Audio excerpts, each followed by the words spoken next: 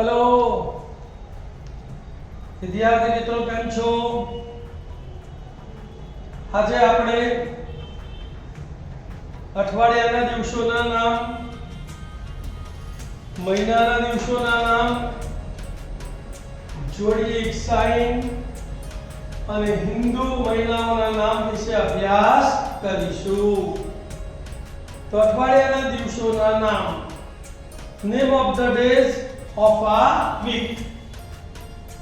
તો સોમવાર MONDAY મંડે એટલે સોમવાર. મંગળવાર ટ્યુઝડે TUESDAY ટ્યુઝડે એટલે મંગળવાર. બુધવાર વેનસડે WEDNESDAY વેનસડે એટલે બુધવાર. ગુરુવાર થર્સડે THURSDAY થર્સડે એટલે ગુરુવાર. શુક્રવાર ફ્રાઈડે FRIDAY ફ્રાઈડે એટલે શુક્રવાર. શનિવાર સેટરડે SATURDAY સેટરડે એટલે શનિવાર. રવિવાર સન્ડે SUNDAY સન્ડે એટલે રવિવાર. અઠવાડિયાના 7 દિવસ હોય છે એટલે કે there are 7 days in a week. હવે આપણે ઇંગ્લિશ કેલેન્ડરના મહિનાઓના નામનો અભ્યાસ કરીશું. જાન્યુઆરી JANUARY જાન્યુઆરી એમાં 31 ડેઝ હોય છે. ફેબ્રુઆરી FEBRUARY ફેબ્રુઆરી એમાં 28 કે 29 ડેઝ હોય છે. માર્ચ MARCH માર્ચ એમાં 31 ડેઝ હોય છે. એપ્રિલ APRIL એપ્રિલ એમાં 30 ડેઝ હોય છે. મે MAY મે એમાં 31 ડેઝ હોય છે. જૂન JUNE જૂન એમાં 30 ડેઝ હોય છે. જુલાઈ JULY જુલાઈ એમાં 31 ડેઝ હોય છે. ઓગસ્ટ AUGUST ઓગસ્ટ એમાં 31 ડેઝ હોય છે.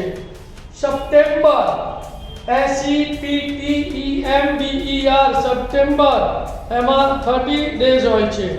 ઓક્ટોબર OCTOBER ઓક્ટોબર એમાં 31 ડેઝ હોય છે. નવેમ્બર NOVEMBER નવેમ્બર એમાં 30 ડેઝ હોય છે. અને ડિસેમ્બર DECEMBER ડિસેમ્બર એટલે એમાં 31 ડેઝ હોય છે. હવે આપણે કેટલાક નોંધ વિશે ભણીએ. લીપ વર્ષ. તો લીપ વર્ષ કોને કહેવાય? ખ્યાલ છે વિદ્યાર્થી મિત્રો? જે વર્ષને 4 વડે નિશેષ ભાગી શકાય તે વર્ષને લીપ વર્ષ કહે છે. ઇંગ્લિશમાં કહીએ તો any year that is evenly divisible by 4 is called leap years. 2024 2048 અને 2030 એ હવે પછીના આવતા લીપ વર્ષ છે. લીપ વર્ષમાં ફેબ્રુઆરી માસમાં 29 દિવસ હોય છે. So there are 29 days in the month of February in a leap year. એક વર્ષમાં 365 દિવસ હોય છે. So there are 365 days in a year. Leap વર્ષમાં 366 દિવસ હોય છે. There are 366 days in a leap year. એક વર્ષમાં 12 મહિના હોય છે. There are 12 months in a year. Leap વર્ષ દર 4 વર્ષે આવે છે. તો આ leap year occurs every 4 years. એક અઠવાડિયામાં 7 દિવસ હોય છે. There are 7 days in a week. 12 રાશિઓ હોય છે. There are 12 zodiac signs. હવે આપણે zodiac sign એટલે કે રાશિઓ વિશે અભ્યાસ કરીશું. પહેલી રાશિ છે મેષ. ARIES એરીઝ કહેવાય એને. એરીઝ એટલે મેષ રાશિ. એમાં ગુજરાતીમાં અક્ષરો અ, લ, ઈ આવે અને ઇંગ્લિશમાં A, L અને I આવે.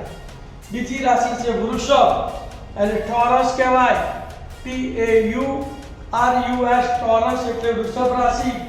એમાં વ, ઉ એટલે કે બી, વી અને યુ આવે. ત્રીજી રાશિ છે મિથુન. એમાં એને અંગ્રેજીમાં જેમિની કહેવાય. GEMINI જેમિની એટલે મિથુન રાશિ. એમાં ક, છ, ઘ આવે એટલે કે KCHH છ અને GH ઘ આવે. ચોથી રાશિ છે કર્ક. એને કેન્સર કહેવાય. CANCER કેન્સર એટલે કર્ક રાશિ. એમાં ડ અને હ આવે એટલે કે ડી અને એચ આવે. પાંચમી રાશિ છે લિયો. લિયો એટલે સિંહ રાશિ. તો જેમાં મ અને ટ આવે એટલે કે એમ અને ટી આવે. છઠ્ઠી રાશિ છે કન્યા. એને વર્ગો કહેવાય. VIRGO વર્ગો એટલે કન્યા રાશિ. એમાં પ, ઠ અને અણ આવે એટલે કે P, PH ઠ અને અણ N આવે. સાતમી રાશિ છે તુલા એટલે કે લિબ્રા. LIBRA લિબ્રા. એમાં ર અને ત આવે એટલે કે R અને T આવે. આઠમી રાશિ છે વૃશ્ચિક. સ્કોર્પિયો કહેવાય અંગ્રેજીમાં. SCORPIO સ્કોર્પિયો એટલે વૃશ્ચિક રાશિ. એમાં ન અને ય આવે અંગ્રેજીમાં N અને Y આવે. નવમી રાશિ છે ધન રાશિ. સેજિટેરિયસ. તો SAGITTARIUS સેજિટેરિયસ એટલે ધન રાશિ. એમાં ડ, ફ, ધ અને ઢ આવે એટલે કે D, F, GH ધ અને TH ઢ આવે. દસમી રાશિ છે મકર રાશિ. એને કેપ્રિકોર્ન કહેવાય. CAPRICORN કેપ્રિકોર્ન એટલે મકર રાશિ. એમાં ખ અને જ આવે KH ખ અને J જ. 11મી રાશિ છે કુંભ રાશિ. એને એક્વેરિયસ કહેવાય. AQUARIUS એક્વેરિયસ એટલે કુંભ રાશિ. એમાં ગ, સ અને સ આવે એટલે કે અંગ્રેજીમાં કહીએ તો G, S અને SH આવે. અને 12મી છેલ્લી એ મીન રાશિ છે. એને પાઇસિસ કહેવાય. PISCES એની અંદર દ, ચ, જ અને થ આવે એટલે કે દ, CH ચ, જ એટલે Z અને થ એટલે TH આવે. તો વિદ્યાર્થી મિત્રો આજે તમે અઠવાડિયાના નામ, મહિનાના નામ અને રાશિઓનો અભ્યાસ કર્યો. બરાબર. તમે આ બરાબર યાદ રાખજો. રિવિઝન વારંવાર સાંભળતા રહેશો તો તમને યાદ રહી જશે. Please subscribe my channel and share and like the video. Have a great day. Thank you.